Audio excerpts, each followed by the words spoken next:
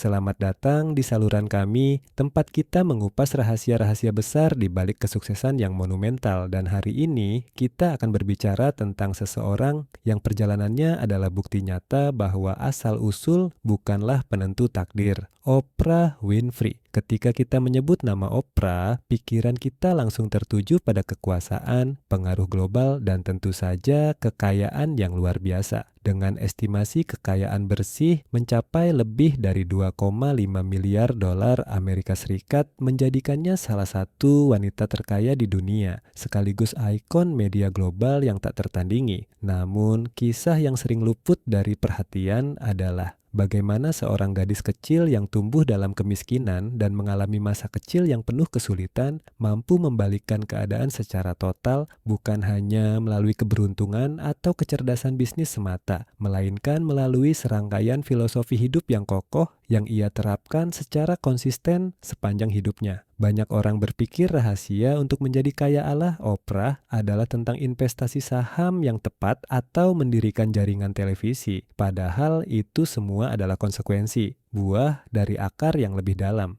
Rahasia sejatinya Oprah bukanlah strategi finansial eksternal, melainkan filosofi internal tentang nilai diri, purpose, dan layanan yang ia bawa ke dunia. Inilah yang akan kita bongkar tuntas hari ini. 5 pilar utama yang menjadi cetak biru bagi kekayaan multidimensional Oprah Winfrey. Naskah ini terlalu panjang untuk hanya dilihat sekilas, jadi pastikan Anda duduk nyaman, siapkan catatan, dan mari kita selami 5 kunci sukses yang akan mengubah cara Anda melihat kekayaan. Jika Anda siap untuk membuka potensi kesuksesan yang tersembunyi dalam diri Anda sendiri, jangan lupa untuk like video ini dan subscribe agar kita bisa terus bersama-sama mengupas rahasia-rahasia kehidupan lainnya. Pilar pertama yang menjadi landasan kekayaan Oprah adalah keberaniannya untuk sepenuhnya merangkul dan mengkapitalisasi authenticity atau keaslian dirinya. Sebuah keputusan yang ironisnya lahir dari kegagalan awalnya di dunia jurnalistik konvensional. Kita semua tahu, Oprah memulai karirnya sebagai co-anchor berita di Baltimore, sebuah posisi bergengsi, namun ia dipecat dan diturunkan jabatannya karena dianggap terlalu emosional,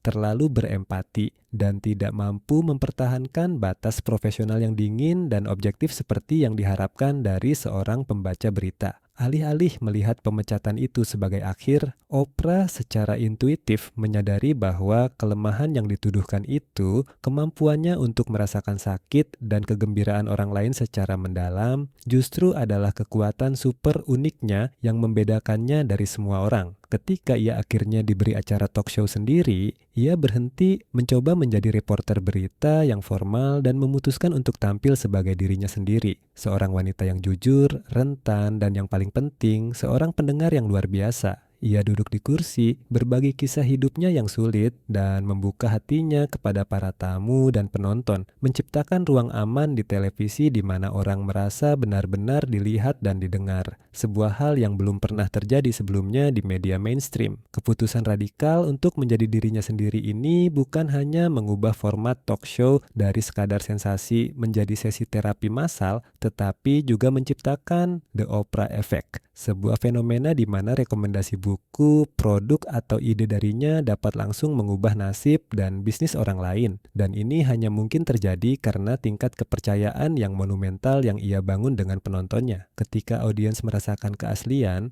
mereka memberikan kesetiaan yang tak tergoyahkan. Dan dalam bisnis, kesetiaan audiens adalah mata uang paling berharga. Penontonnya tahu bahwa Oprah tidak hanya menjual produk, tetapi ia berbagi sesuatu yang benar-benar ia yakini telah berhasil membantunya atau orang lain. Kekayaan miliaran dolar Oprah adalah refleksi langsung dari miliaran jam kepercayaan dan kesetiaan yang telah ia tanamkan pada penontonnya melalui keaslian, menjadikannya bukti bahwa Anda tidak perlu berpura-pura menjadi seseorang yang bukan diri Anda untuk mencapai puncak sukses. Sebaliknya, kesuksesan terbesar Anda seringkali tersembunyi dalam keunikan dan kerentanan yang selama ini Anda coba sembunyikan. Untuk meniru pilar satu ini, kita harus berani bertanya pada diri sendiri, apa keunikan saya yang paling otentik dan bagaimana saya bisa menyalurkannya sebagai nilai bagi dunia, bahkan jika itu terasa tidak konvensional. Jika pilar 1 adalah tentang siapa Anda, maka pilar 2 adalah tentang mengapa Anda melakukannya. Kekuatan purpose atau tujuan hidup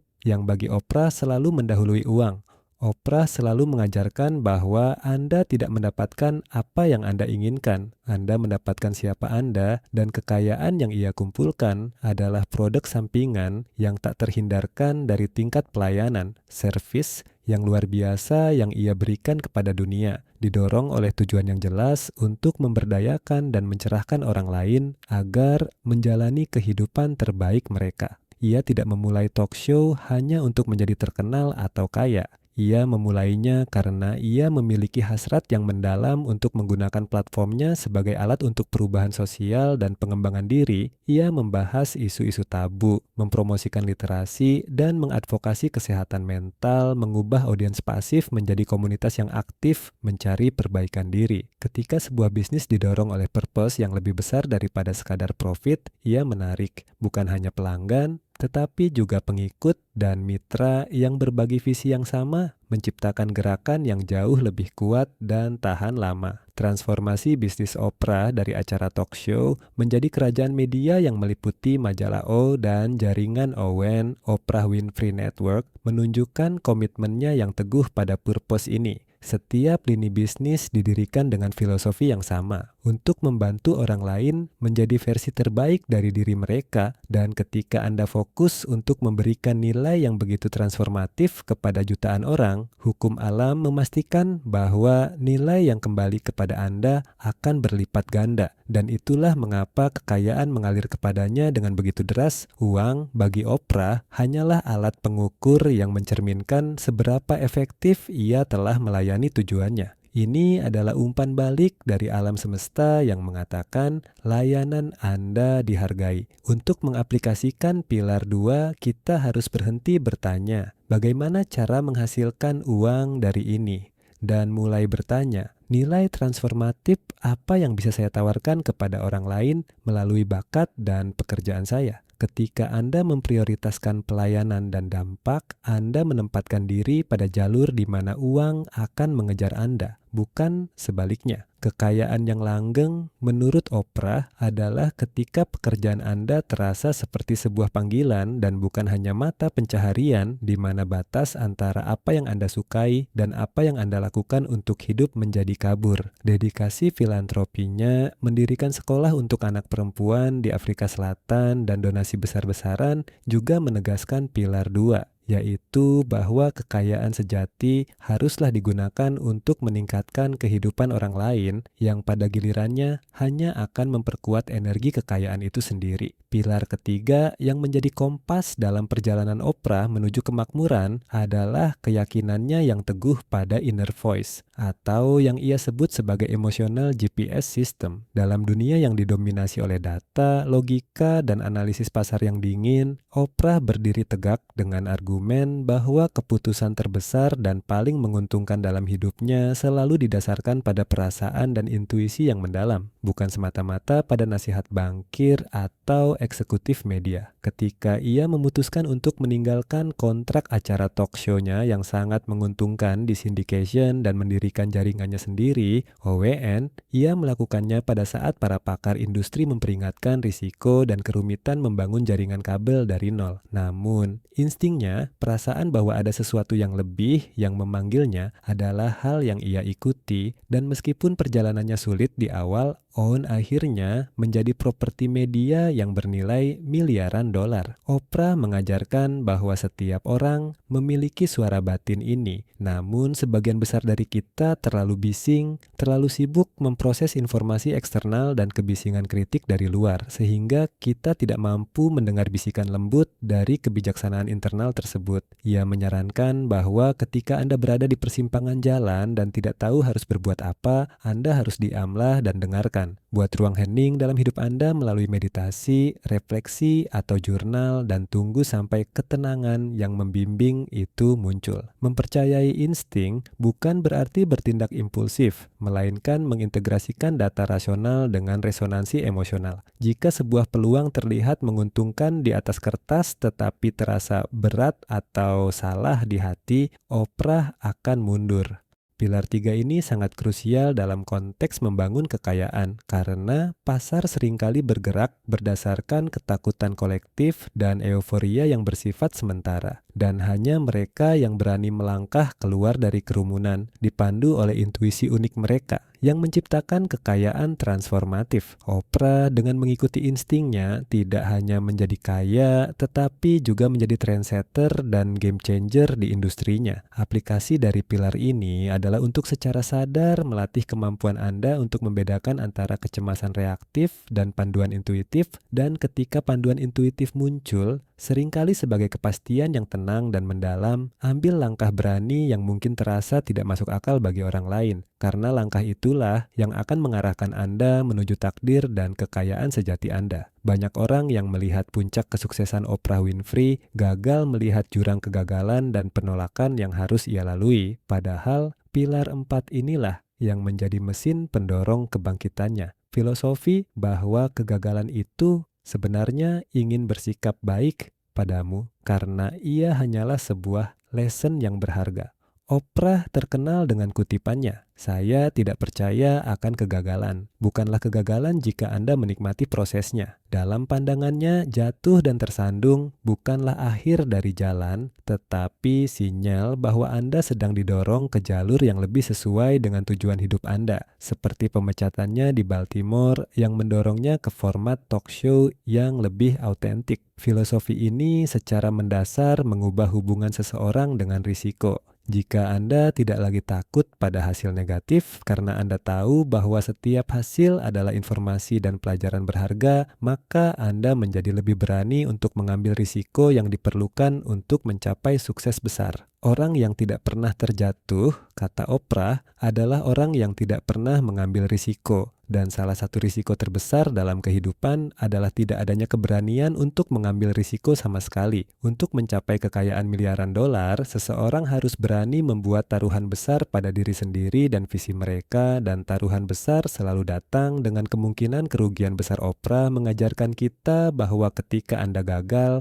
jangan pernah terpuruk. Alih-alih, lihatlah kesalahan itu sebagai kesempatan untuk belajar sebaik mungkin dan jadikan itu sebagai batu loncatan untuk kesuksesan yang akan datang. Ini bukan tentang bersikap naif terhadap kesulitan, tetapi tentang ketangguhan dan kerangka berpikir yang positif. Ketika Oi Ain mengalami masa-masa awal yang sulit dan berdarah-darah secara finansial, para kritikus meramalkan kehancurannya. Tetapi Oprah menolak untuk menyerah. Ia menerapkan pelajaran yang didapat dari setiap kesalahan dan secara cermat mengubah strategi. Dan ketekunan yang didasarkan pada penerimaan kegagalan ini adalah alasan mengapa Owen tidak hanya bertahan tetapi juga menjadi sukses besar. Oleh karena itu, jika Anda ingin mencapai tingkat kekayaan yang monumental, Anda harus mengadopsi pola pikir yang kebal terhadap rasa takut akan kegagalan. Karena itu adalah tiket masuk Anda ke dalam permainan, di mana hadiahnya adalah kebebasan finansial dan pengaruh global. Ambil kesempatan, lakukan satu hal yang menurut Anda tidak bisa Anda lakukan, dan jika Anda gagal, lakukan lagi dan lakukan lebih baik pada percobaan kedua. Pilar kelima dan yang dianggap Oprah sebagai salah satu pondasi spiritual dan praktis kekayaannya adalah kekuatan gratitude atau rasa syukur yang mendalam, dan bagaimana fokus yang dihasilkan dari rasa syukur ini secara magnetis menarik lebih banyak kekayaan. Oprah secara konsisten menganjurkan praktik membuat gratitude journal, jurnal syukur, di mana setiap hari seseorang mencatat 5 hal spesifik, besar atau kecil, yang mereka syukuri. Ini mungkin terdengar klise, tetapi filosofi di baliknya sangat kuat dan berbasis neuroscience. Menurut Oprah, bersyukurlah atas segala hal yang Anda miliki, dan Anda akan memiliki lebih banyak lagi. Jika Anda berkonsentrasi pada apa yang tidak Anda miliki, Anda tidak akan pernah berkecukupan. Prinsip ini bekerja karena 2 alasan mendasar. Pertama, ia mengubah pola pikir Anda dari kekurangan, scarcity, menjadi kelimpahan, abundance,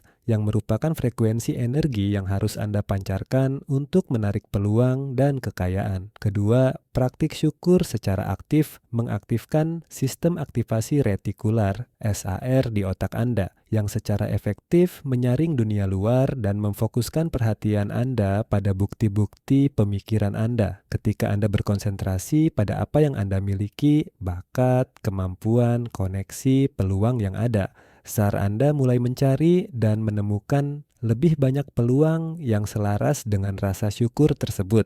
Sebaliknya, jika Anda fokus pada kurangnya uang, kurangnya waktu, atau membandingkan diri dengan pencapaian orang lain, SAR Anda hanya akan menemukan lebih banyak bukti kekurangan tersebut sehingga menciptakan lingkaran setan. Oprah menekankan pentingnya fokus pada tempatmu, bukan tempat orang lain. Perbandingan sosial adalah pencuri kebahagiaan dan kekayaan. Ia mengalihkan energi Anda dari menciptakan nilai pada diri sendiri menjadi mengonsumsi nilai orang lain. Miliaran dolar Oprah dibangun karena ia fokus pada apa yang ada dalam dirinya, bakatnya untuk berbicara, berempati, dan mencerahkan, dan bukan pada meniru model bisnis media yang sudah ada. Oleh karena itu, untuk menerapkan pilar 5, Anda harus secara sadar mengarahkan energi fokus Anda pada aset dan peluang yang Anda miliki saat ini. Dan setiap pagi, secara sengaja mengisi hati Anda dengan rasa syukur untuk membuka diri terhadap aliran kelimpahan yang ingin datang kepada Anda. Kekayaan ala Oprah dimulai bukan dengan saldo bank, tetapi dengan daftar rasa syukur yang terus bertambah. Saudara-saudara sekalian, kita telah melihat bahwa rahasia kekayaan Oprah Winfrey yang mencapai miliaran dolar bukanlah karena ia menemukan formula pasar yang ajaib, tetapi karena ia menguasai formula dirinya sendiri. Kekayaan finansial adalah bayangan dari kekayaan batin dan pelayanan yang tak terukur. Ingat,